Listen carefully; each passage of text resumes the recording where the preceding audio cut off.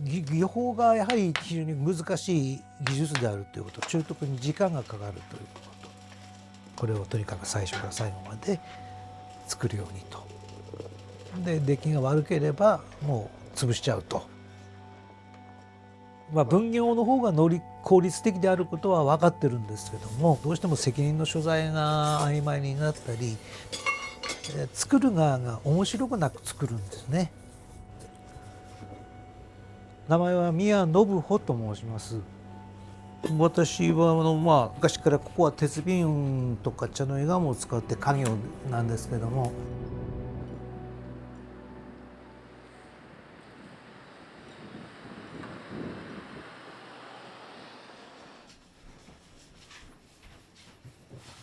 大体20歳ぐらいから始めてますんで、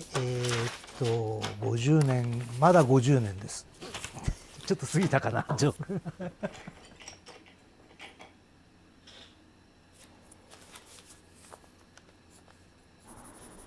こういうふうな伝統のある産地っていうのは古い、参考になる作品いっぱいはあるわけですけども、コピーするオリジナルよりもよく作るっていうのは逆に言えば非常に難しいことなんですよね。ですからやはり自分なりに消化して古いものを参考にしてでもやはり自分の中で消化して、確かにビジネスですから売れるものを作るっていうのは絶対必要なことなんだけれども、じゃあ自分の気にそぐわないでも見にあんまり綺麗でなくても売れるものを作るかっていうと、それはうちはしないし、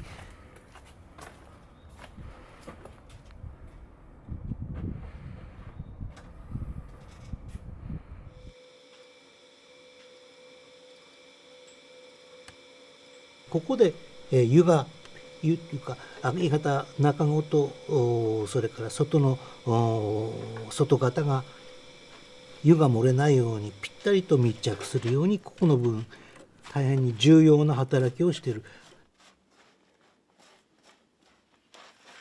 この工場の土間に敷いてある砂っていうのは鋳型を作る材料そのものの砂がもう敷かれてます。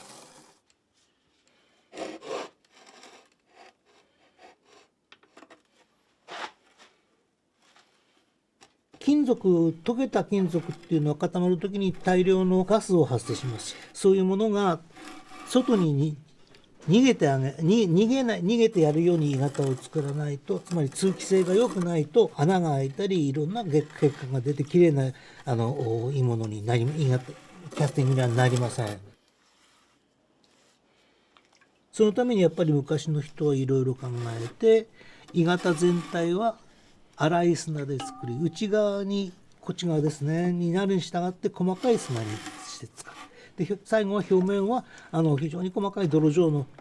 細かい砂で表面を再現力をつけるように工夫しました。この粘着性の高い粘土っていうのは木節粘土、あれは街路目とか言われる粘土なんですけど、これで、バインダーとして砂と砂の粘着性を持たせるためにこの汁で砂を練ります。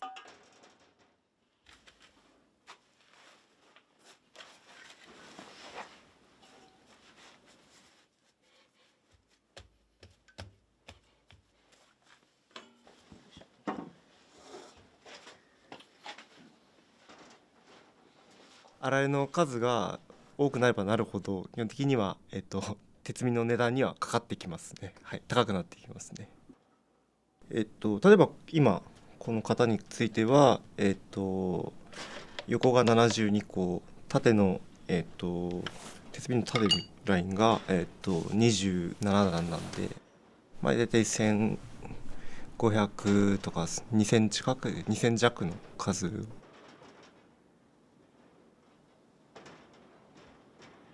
僕の場合はだいたい3時間2時間半から3時間で全部押し切ってしまう感じですね。全部手で押しますね。そもそもこう日本の美しいと感じるここにわびさびっていう文化がありまして、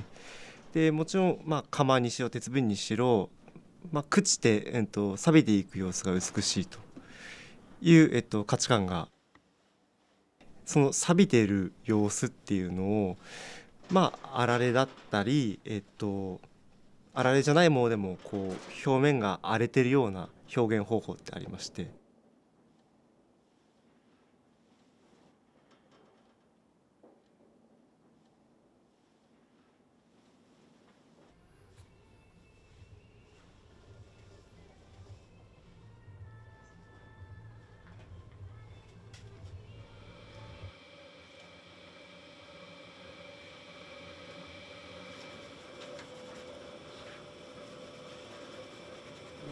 鉄瓶の、鋳型って呼ばれるものは3つ大きく分けて3つのパーツがあって、外側ですね、これが、銅の鋳型で、次これが、鉄瓶の下半身になる。3つ目が、この中に入っている、中子って呼ばれる中子ですね。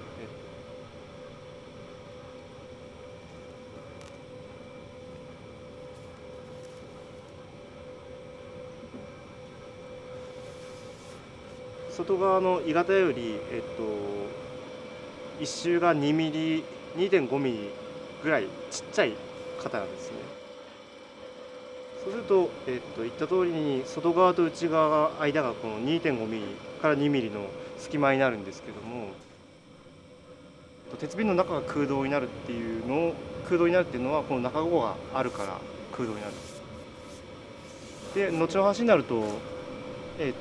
この中子は一回一回、壊して、で壊した後は鉄瓶の内側になるっていうイメージです。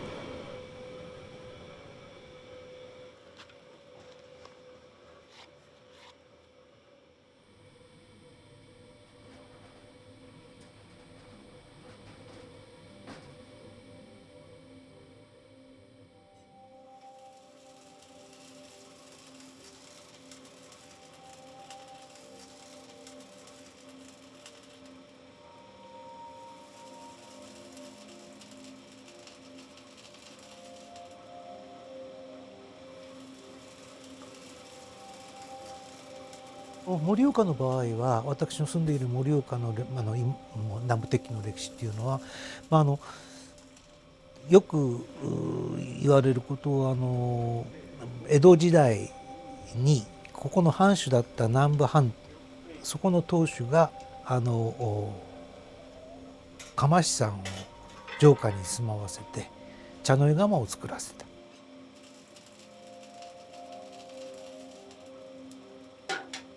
でこれは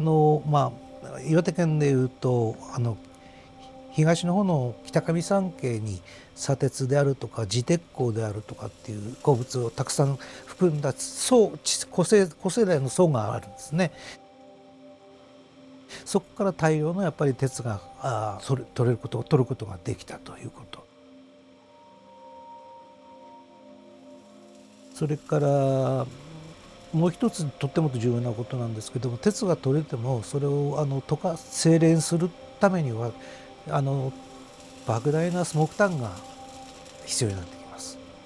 で岩手県はご存じの通り山国で森林が実に豊富豊かなわけですね。ですから木炭に関しても各山々でも大量の木炭が供給できたということがあります。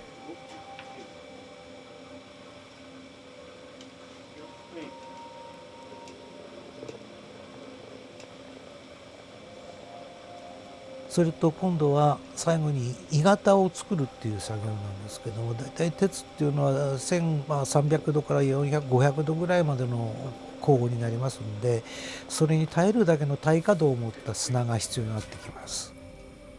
これが実は今度は大山系から流れてくる川に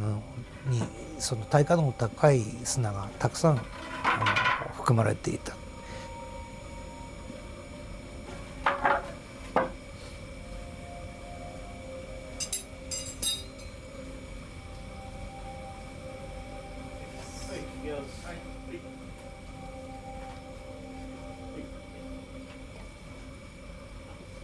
鋳型ができて金属を流し込んだ後、型を壊すときにこの土間にまた戻してしまいます。また次の鋳型作りの材料になっています。ここの土間は、うちの祖父が創業した、100何年前からの砂も混じってるかもしれません。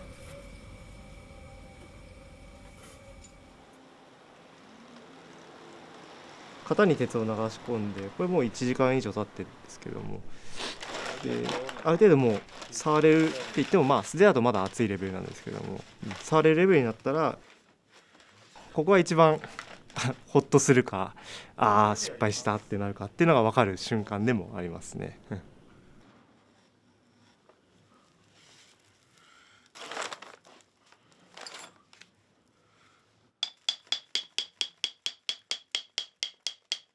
こうやって叩いて、本体と型を間にこう緩みを加えて取り出しやすいように。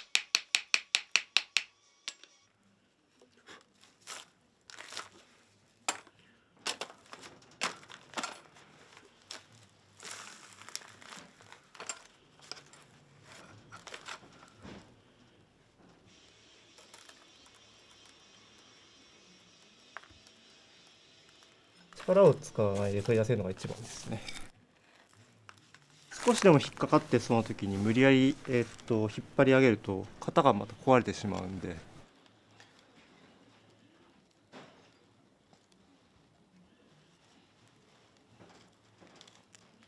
これが多少欠けている部分がありますけども、ほぼ元になったということで、もう一回使えますね。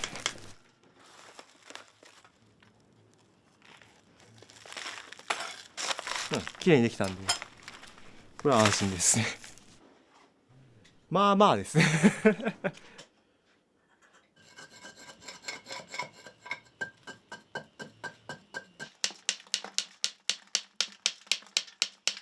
型から取り出した後、どのような仕上げをしていくかっていう問題は、バリを取るとかヤスリをかけるっていうのはもちろん、それから同時に着色ももちろんその中に入りますが、一番大事なことは鉄の錆止めですというふうなことで、そこでこれは嘘か本当かエピソードとして、火事場から出てきた鉄瓶が錆びにくくなったっていうことをもとにして焼くという発想で、窯を炭火の中で、強く焼くと錆びが出にくくなると。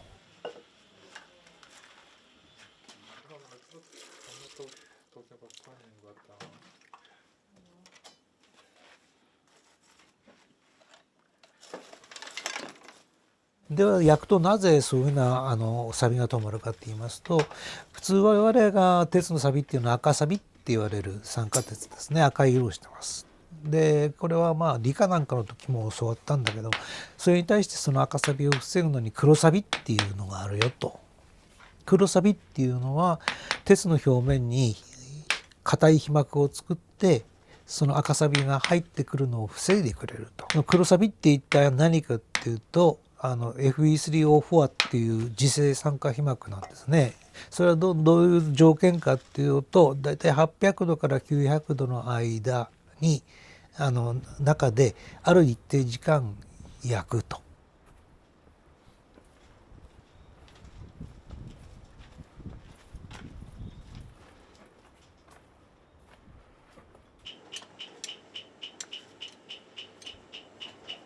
で肝心なのはその焼き付ける時の温度があんまり高いと漆が炭化焦げてしまいますし、低いと乾燥が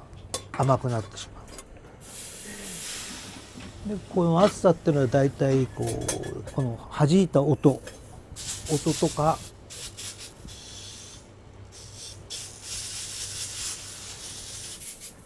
仕上げ着色っていうのは意外とかなりベテランにならないと綺麗な仕上げができないっていうのは実はこうやって何回も取り焦がしたり塗り直したりしてるんですけど、実は温度を五感で感じるっていう水をかけて跳ねる音であるとか、それから鉄の微妙な虹色に変化していく色合いを見て、あと全体が均一に熱くなるように回しながら、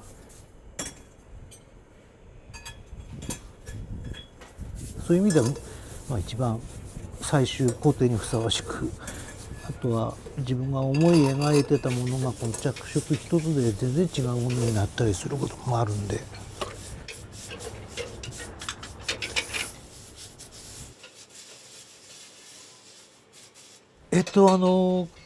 鉄瓶の場合、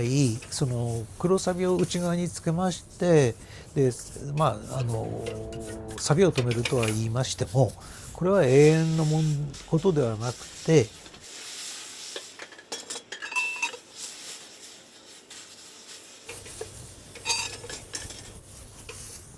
都合のいいことには、その黒サビがだんだん剥がれていく前に、水の中に含まれるミネラル分が内側に、鉄瓶の内側に付着していって、油垢って言われる白い皮膜を形成していきます。でその皮膜が内側につき始めると、その油垢がつき始めると、今度はその油垢が鉄とダイレクトに水が接するのを防いでくれて、で、錆を止めてくれる。で同時に油垢っていうのはミネラル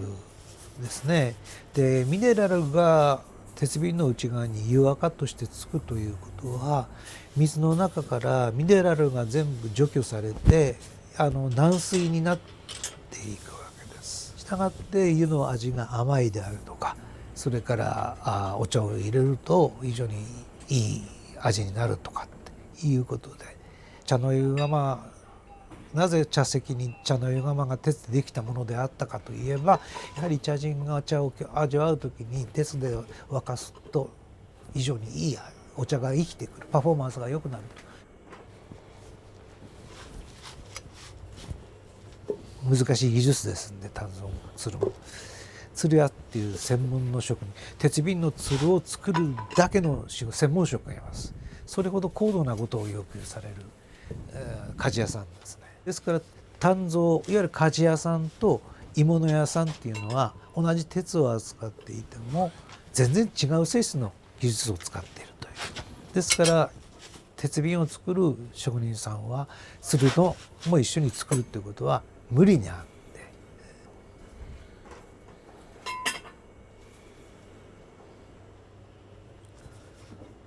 自分の作ったものが売れた時ですねいやこれはジョークでも何でもなくて、やっぱり一生懸命作るんで、それがやっぱり自己満足じゃなくて人に評価されると。で物っていうのは面白く作らないといいものはできないっていうのが僕の考え方なんでお金を出してその僕の作った品物を評価して買ってくれるっていうのは、これはとても大事なことだと思います。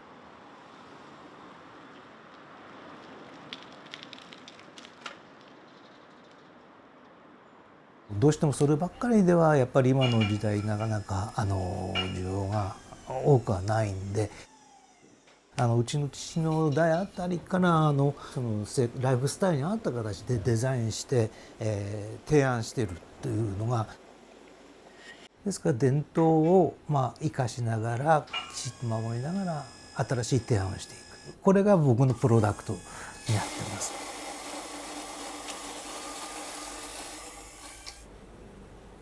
実は10年前の東北の大震災の時に電気も消え、それから食料もなく、一体暗い星がやたらに綺麗だったんですね。電気がなくなって電気が消えると。その中で思ったことは、やはりこれからもうどうなるか分かんない、この後またもっと大きなものが来るかもしれない。そういう中で思ったことは、やっぱり僕らにとって今大事なのは食べ物であったり水であったり火であったり明かりであったり。でも僕家業っていうのは結局は不要不急のものですよね。鉄瓶とか鉄器なんかなくても食食わなきゃない食っていけるわけですから、そういう意味では不要不急のものを今まで作って食わせてもらってたんだと、世の中の余剰っていうかな、余りものをこういうふうなものに使ってくれて、でそれで生かされてた。あとは炭を使ったり砂を使ったり鉄使ったりけど、結局は自然の恵みがあったればこそ生かされてるということで、基本的には自分らはそういうふうな程度の仕事なんだと。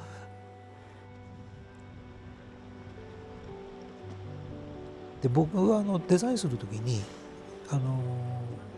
決して便利なものっていうのがいいものではないと。っていうのは使って幸せになるものがいいもんだ。